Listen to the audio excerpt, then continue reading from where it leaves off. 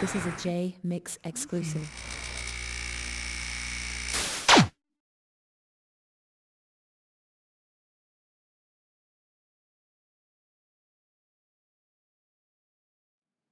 Can you tell us a little bit about your relationship with Christopher Wallace and how you first met him?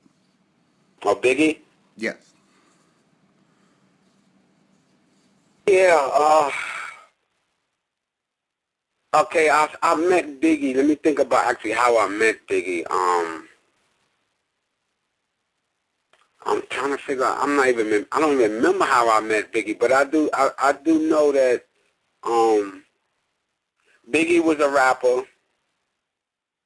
that I heard was coming up. And I think the first song I heard from Biggie was a remix he was on Supercat.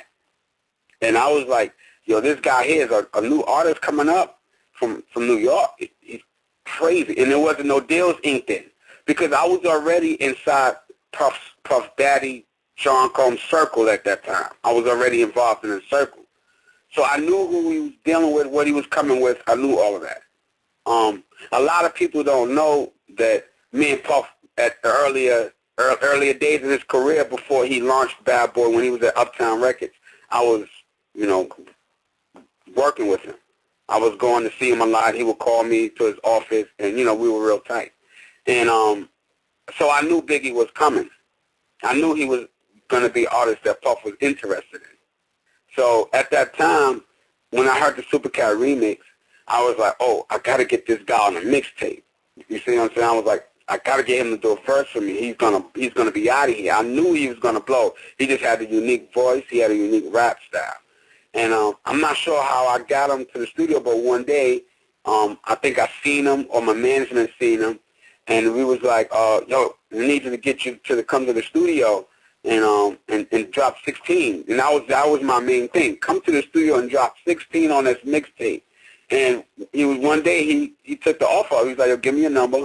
I'm going to call you. And he called me, and next thing you know, he was like, where you at? And I told him where I was at. And he came up, and he did a song. He did 16 for me.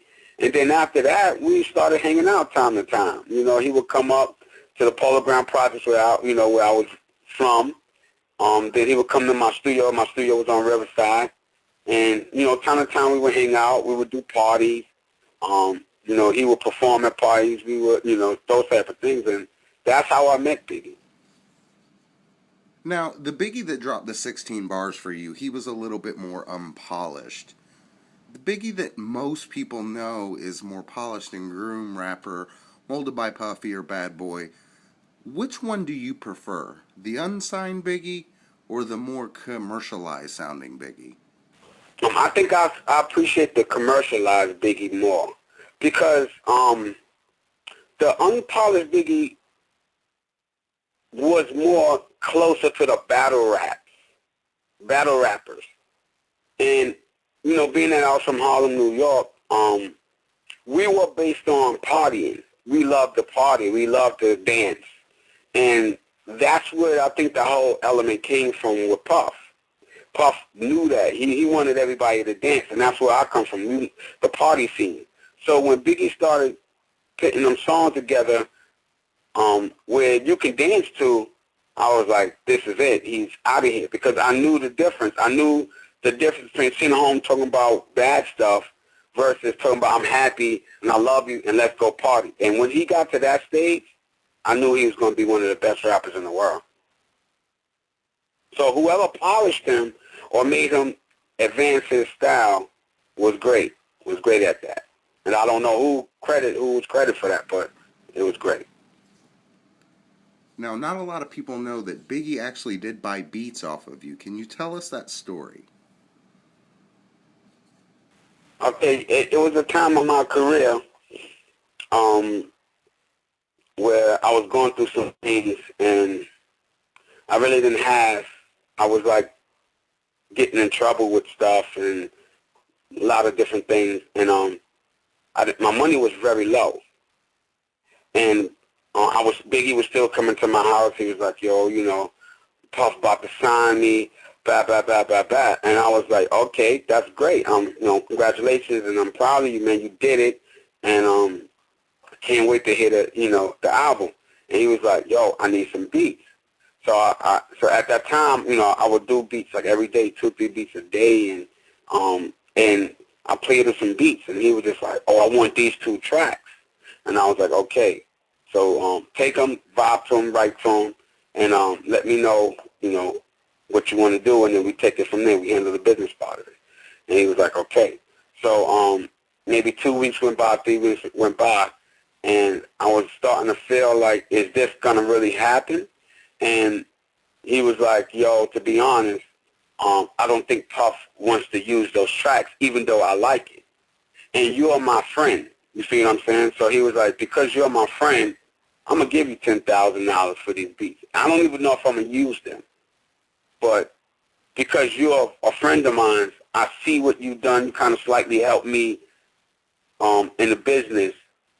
And, I want to make sure I get you some money for these beats. I'm not sure if Puff's going to use them, but here go $10,000 anyway. And I was just, like, overwhelmed.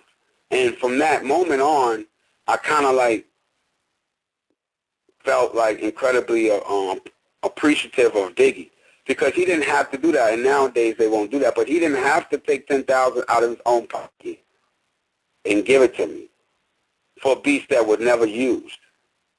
You know what I'm saying? So, and at that time, I didn't know if Pop was going to use them, or if Biggie was going to use them for Junior Mafia, or if he had a Junior Mafia project coming, or if he was going to use it. I had no idea. He didn't know what he was going to do with it. He didn't even, but he gave me $10,000. And when he gave me $10,000, that was it. I took that and I bought more equipment, more sound equipment. Is it true that Biggie introduced you to Tupac? Yes. Can you tell us a little bit about how that went down? Okay, one day Biggie, he came to my house, and we would always talk. He would, because like I said, we were doing shows together time to time, going around different cities. And one day he told me, he said, Ron, I'm going to be opening up for Tupac. Now, we all love Tupac. You see what I'm saying? I mean, I watched Tupac's career from when he was with Digital Underground, and I was just inspired by this dude. I was like, he's short like me, brown skin. I love his happiness, energy. His energy at that time was just like, let's just go do it. And I loved him. So, and I was like, I was telling Big, I said, Big, if you're opening for Pac, I gotta be there. I don't care where it's at. I want to be there. So he was like, Ron, bet. I'm gonna make sure you good at the door, you and your peeps, and come support me. So I was like, bet. And I remember this was at the Country Club in Lower Manhattan. It was like, I think 86th Street at that time. The Country Club was at, and something like that. I remember. And Biggie was opening for Pac, so I was like, I can't wait to see this show. So I remember Biggie got on stage. He's opening up for Pac. He was doing his part, and then Pac came on and did his stuff, and then I was just like, wow. I was just so incredibly happy. So I was like, I gotta meet Tupac. I gotta meet him. So me and my manager walked up to Tupac. We was like, yo, Pac, just want to let you know, man, we love you. We need you to come to the studio, man, and do 16 bars. That was the thing. We need you to come to our studio and do 16 bars for my next mixtape, man. Yo, I was like, yo, everybody in New York love you, man. I love you. It would be a huge honor for you to, And he was like, Ron, oh, shit, man. Yo, I heard of you, man. I heard you through my man Biggie. I heard you do them dope mixtapes. And he was like, his energy was like lightning. It was like hitting me. And I was like, if Pac love me, I know I'm big. You see what I'm saying? So, and after that, he was like, yo, give me your number, man. I'm going to call you one of these days next time I come to New York, man. And I was like, all right. So I didn't know where he was at. I know he was in New York time to time, but he was doing a lot of running around. And I know one day, I called Pac. I was like, you know what? I know Pac probably busy, but I'm going to call him and leave a message and let him know I need him to come and do this mixtape, because I'm going to probably be dropping his new mixtape soon. If I get him to do this verse, it'll be a great thing. So maybe like that night he called me back. Yo, Ron G, what up, man? Yo, I'm coming to New York in like 2-3 days, man. Yo, give me the address, and I'm going to call you when I'm in New York, and you just let me know what time you're going to be at the crib, and I'm going to come through there. And no lie, he called me. He said, I'm in New York. What's the address? He came, and that was it. That was how it all started. So I do credit Biggie with that. Biggie introduced me to Tupac. This is a Jmix exclusive.